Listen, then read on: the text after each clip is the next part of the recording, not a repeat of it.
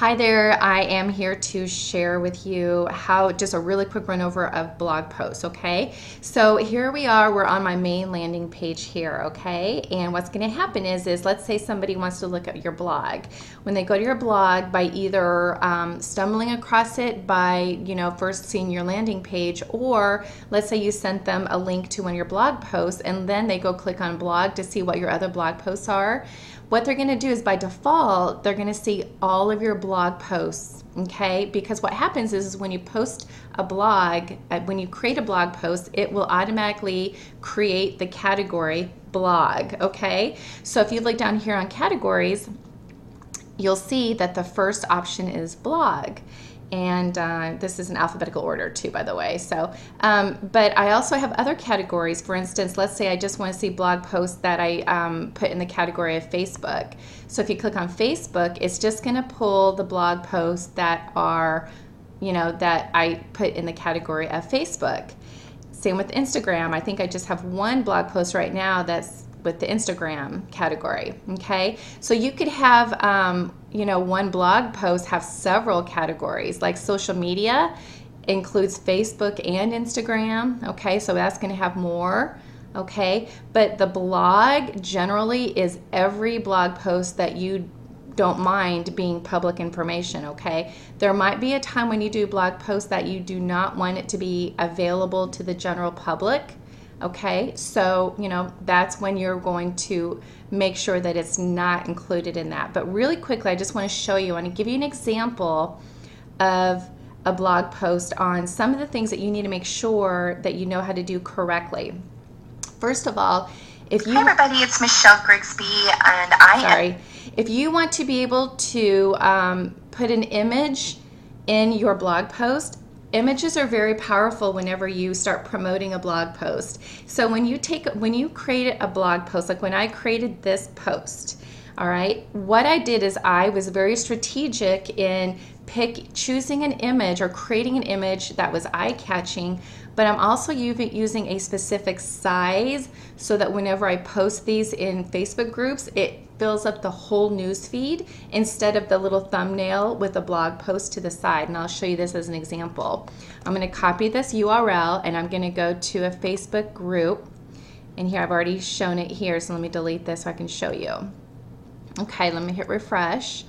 Okay, I'm going to show you where if you go into like a Facebook group, okay, or in your group or what have you, and you paste this URL and you say, hey, for anybody that wants to know how to download Facebook videos, you post the URL here like I just did, right? And as you can see, a lot of people don't have their measurements correctly, so when they post this, it has the thumbnail and then some text on the side, right? Well, watch what happens with this because I had the measurements correct. When you hit post,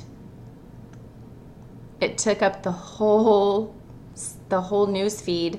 You see how it filled up the whole thing instead of a little image on the side. And what's really cool is they can click on the image and it will take them to the blog post. So, a lot of times people think that if they click on the image, it's going to open the image, not this one. And that's what's so powerful about this. The reason why it's doing that is because I have an image with the size of, let me click on this and make sure you have this written down, 484 by 252. So it's 484 by 252. So when you create an image, you can use PicMonkey to resize it. All right, but that image size is the perfect image size to use whenever you are doing blog posts, okay? So if you have another image that you want bigger, go ahead and do that, but make sure that your main image that you want to be posted is going to be those dimensions. And then what you're going to have to do also is just go down to featured image, and it's going to ask you if you want to add a featured image. You click on it and then you just choose that image that you uploaded, okay?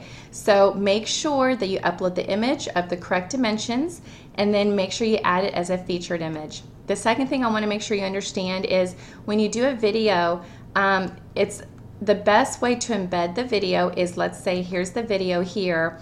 What you're going to do is you go to your YouTube channel and then you click on share. Okay, so underneath your video is the share button. You're going to click share, and then all you do is you just make sure that this is not checked, because you don't want other videos to be appearing, all right, after your video is done. So uncheck that, and then just grab the code for that and just copy it. And then all you do is whenever you actually embed your video, okay, let me show you. I'm in the blog post, right? And what I usually do is where I want my video to go, I just do a bunch of X's. All right, and then what I do is I then go to text. You have to do it in text because this is an HTML code. And you just hover over those X's and you copy the embed code, okay? So you take that embed code and and copy it, and then go over here and you just go to the HTML. So I've got 2 videos, okay? There's the first video I just embedded, and there's the second. So I'm gonna go ahead and delete that because I was just showing you that for illustrative purposes. All right, so I'm in visual mode, okay? So the only time you're ever in text mode is if you're gonna ever paste any HTML, and it's usually only when you do a video, okay? Then that's how you embed a video. And then another thing I wanna show you is I always have the same ending at the end of my blog post. See, at the end of my blog post, I always have like a call to action to tell them a little bit about who I am. And it's very non-pitchy. Would you like to start an online business? I provide free trainings, and I have a link right here where if you click on it, it opens in a new page and it goes right to the front page, which has the opt-in form. And I also have my image linked also, okay?